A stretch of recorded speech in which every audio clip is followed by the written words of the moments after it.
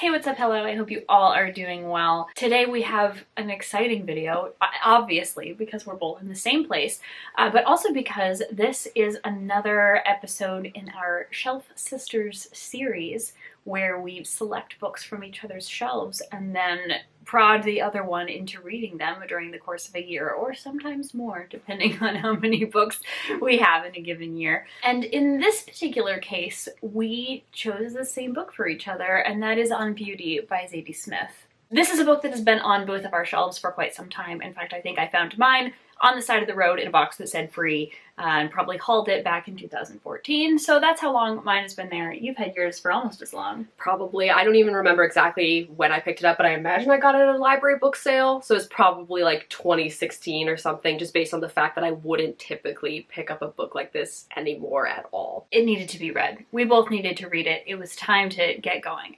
As many people probably know, Zadie Smith is a very prominent British author who has written such things as White Teeth and Northwest, or just NW, whichever one it is. Should have looked that up before we started. And oh well. I have actually read a Zadie Smith, but it was the little tiny book that she published. Grand Union? Intimations. That little skinny book. I had to buy it because nobody had it. Of course. Because I needed to read it for the BookTube prize. So yes, I have read one Zadie Smith, that little tiny book, but otherwise this is my first actual, like, full Zadie Smith experience. I think our most recent one is Grand Union, which might be short stories. Anyway, you've probably heard of her at some point if you are familiar at all with literary fiction. So this book is a retelling of the classic Howard's End by E.M. Forster. And this is much more of a modern, and I use modern loosely because this book was published in 2005, so written in the early aughts. And it follows the story of the Belseys, a family living in the town of Wellington outside of Boston in the United States, in Massachusetts. And they are definitely experiencing some familial strife. Howard is the leader of the family. He's a professor at Wellington. He teaches art history, I think, and loves to talk about aesthetics and Rembrandt. He's trying to write a book about Rembrandt to no great success. Think about the most annoying, like, academic person that you know, and that's kind of Howard. Exactly. He is English, and he comes across as very English in everything that he does.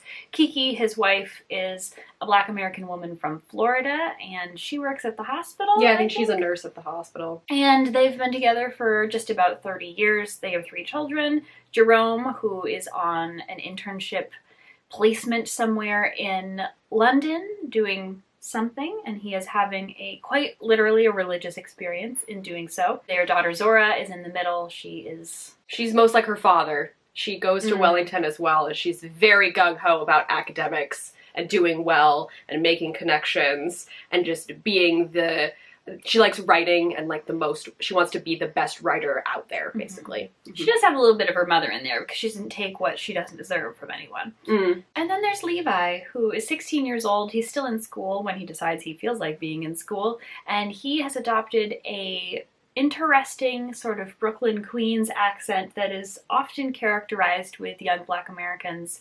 And he's very much trying to be someone he's not, I think, for the sake of appearance. Yes, despite having grown up in this very, like, well-to-do family, he feels that he shouldn't embrace that side of his life at all. The book opens with a series of emails from Jerome to his father, and you are immediately told in that first 3 chapters that they do not have a good relationship. Jerome is very much trying to discover Christianity and live out his internship in England, which I think Howard thought would be good for him because, you know, London was his home and everything. And he is not having the experience his father wants him to have. Jerome is announcing in these emails that he is getting engaged to a woman that he has just met within the week at the house that he is currently living in during his internship. And through that exchange, you can really see how Howard and Jerome are at odds with each other. And then you can see how Kiki is really trying to support their son in whatever decision he happens to make.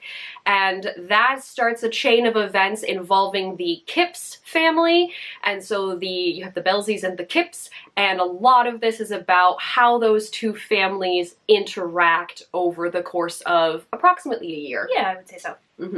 Very much Montague Capulet type of tension, but no one dies in quite that way. The Kipps side of the family is headed by Monty, who Howard and Monty have an academic rivalry with each other. They're also on the opposite end of sort of the political social spectrum, with like very conservative religious and very liberal, you know, anti-religion, all of that. And then the Kipps family, there's Carlene, the mom, and then they have Victoria, their daughter, and then their son is Michael, but he's not so much in the story. Yeah, not quite. Yeah, but most of the other characters, they all interact with each other when the Kippses decide to move to Wellington, because Monty is going to do a series of lectures at the college that Howard works at and Zora attends. I think the book is a great overview of what that sort of like stuffy academic, we have a lot of money, private liberal arts university is like. I can't say that by comparing it to my own experience, but I think you definitely get that vibe from hearing about the people who live in Wellington, how they're all kind of, you know, looking out the window at each other and everyone knows all of their neighbors. You can point out the Wellington kids, right? You know who goes to that school. You know the gossip between like the faculty and the students, because it seems like it's a smaller like institution, and so and because it's small liberal arts, I feel like there's a lot of mixing there. And we also see that with the interactions of the characters, not to get into spoilery things. Exactly. But that is absolutely reflected in the book. I would also say that's reflected in the writing style. This is very much literary fiction when you're reading it, and I was nervous to pick it up because I don't always vibe with that sort of writing, but this was better than I thought it was going to be, I guess, in the sense that not so much that the writing was not as hoity-toity as like it was as hoity-toity as I was expecting, but I think there was enough going on with the plot and the interactions between the characters that it did keep me moving forward. There were two moments where I remember thinking like, okay, she better stop writing like this in the next couple pages, because I'm like losing it, like my brain is not taking this in, because there were a couple points where she was really leaning into that literary fiction writing style when she was describing a very particular scene.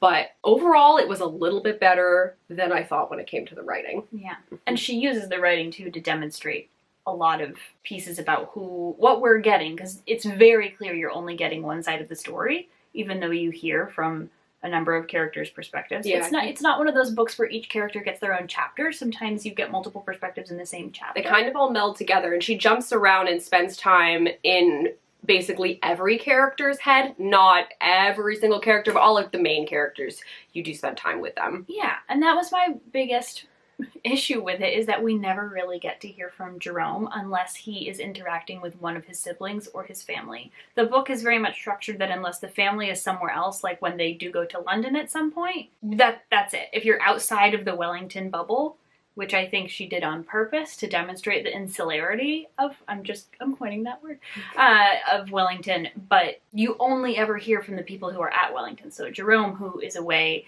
at university elsewhere, he does not interact with any of the other characters unless he is in the Wellington bubble and comes home. And that just leads us to him sort of being cut out of the story, which I felt that he was kind of on his own journey, and I thought we were going to hear more about them just based on the way that the book begins. And then we didn't. Because Jerome really opens the book with his very, very excitable emails. Yes.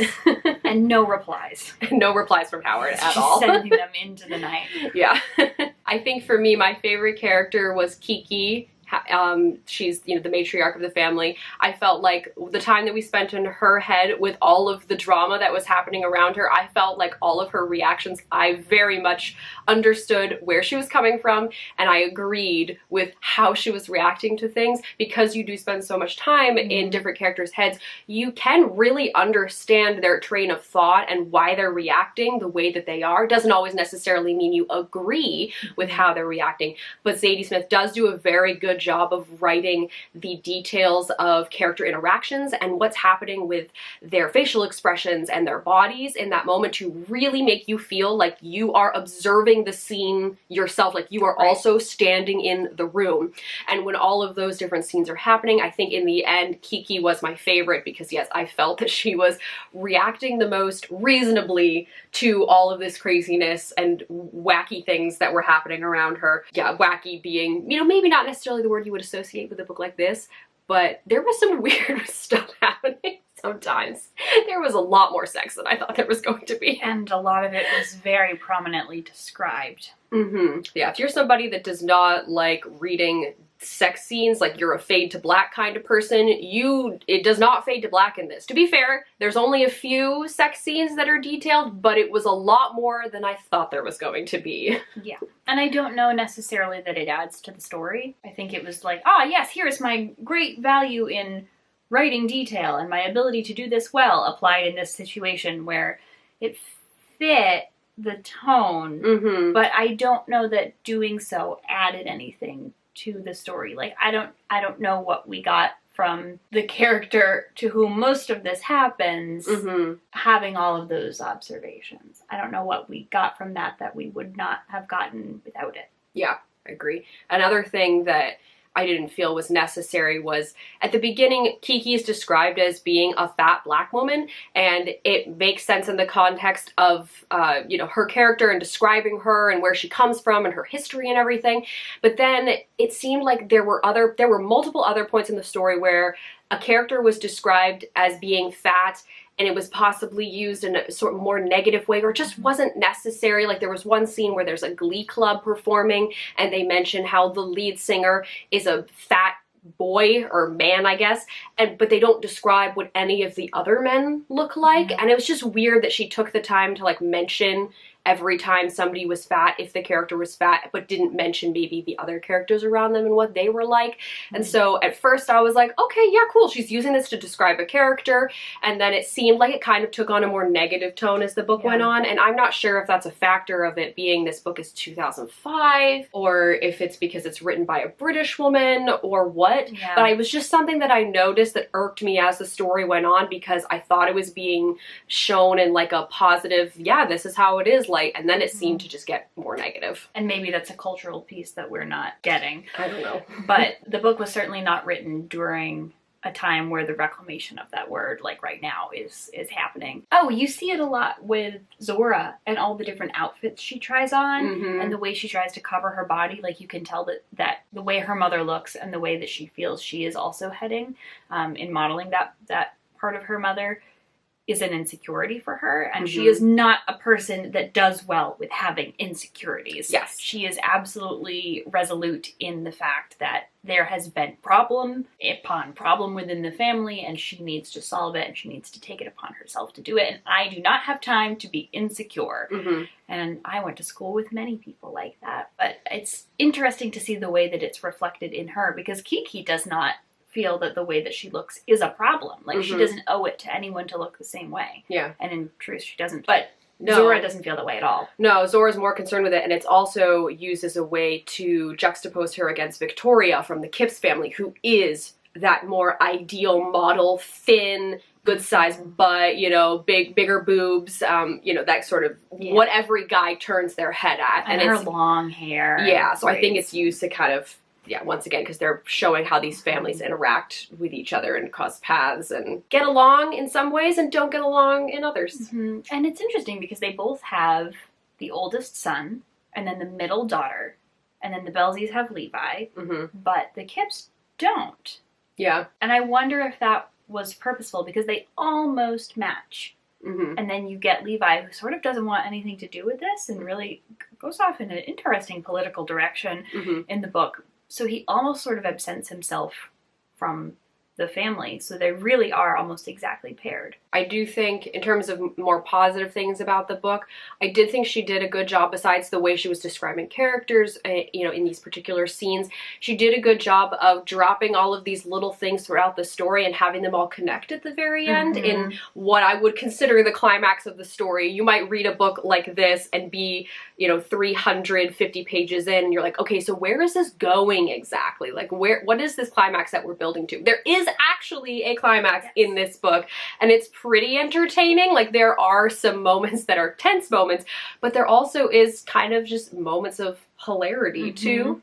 And so I liked how that all did come together in the end, because yeah, this book is like almost 450 pages long. So it's a pretty big book. It's one of those books too where I can see a lot of folks saying, well, nothing really happened. Mm-hmm. Because it's very much a character study and how people interact with each other, and there aren't necessarily very big plot points of like, something has gone on. Yeah. And now things are different. Yeah, it's very much about what the characters' choices are and how Yes. they affect the people around them, and maybe what's happening at the college at Wellington and what's happening there and how that's affecting everybody. But in terms of what's happening in the wider world, they do mention the Iraq War, Yeah. but that's it. I think that's the only outside thing that gets mentioned in this book. We I guess the get Haiti. Haiti. Yeah. But other than that, it's not like... And then there was an avalanche. And now we suddenly, Yeah, there was no town is buried in major snow. plot thing like that. It was mostly, mostly about the characters and how their decisions and attitudes towards each other affected No one one deals another. with adversity unless it is adversity that they or their family have directly created.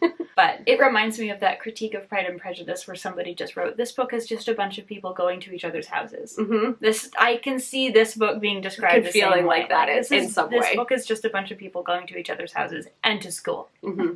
And Yeah. that's it. But things do happen. Yes. There's just sometimes a bit more subtle, and it does build up to a final big scene. Mhm. Yeah. And then it ends, which is not the final big scene. No, there's You a little definitely extra. come back down. Yes, and when we say ending, we literally mean like the last scene, the last Last few 5 pages. It was so lame.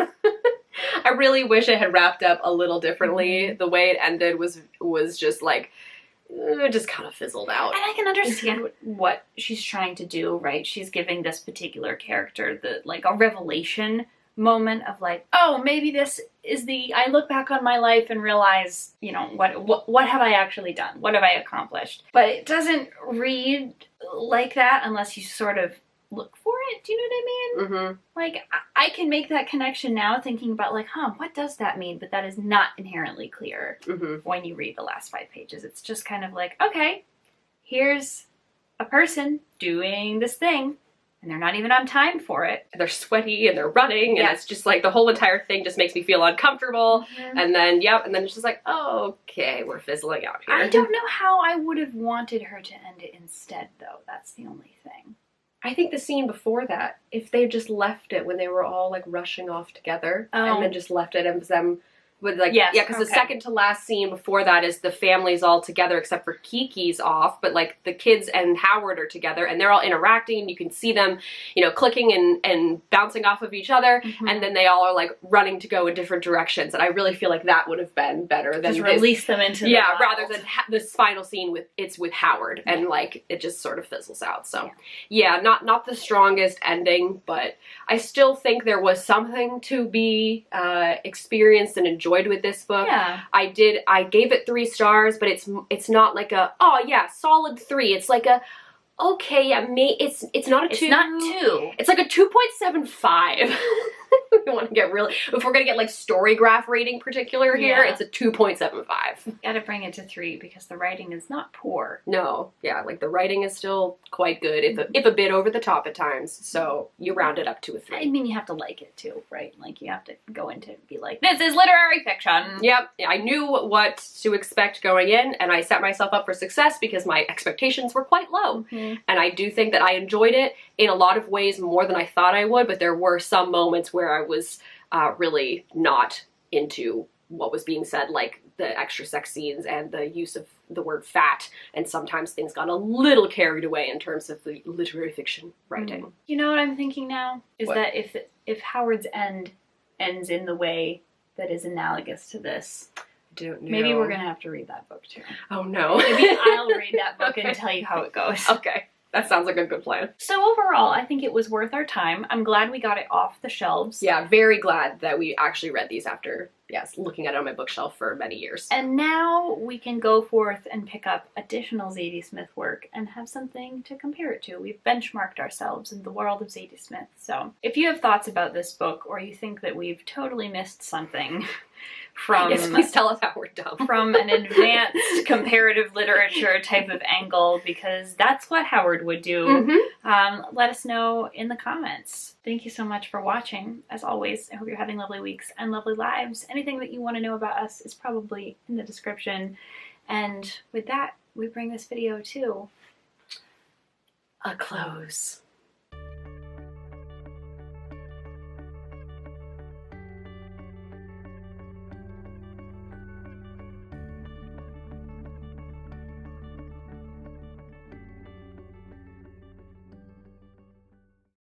Here we go. Great.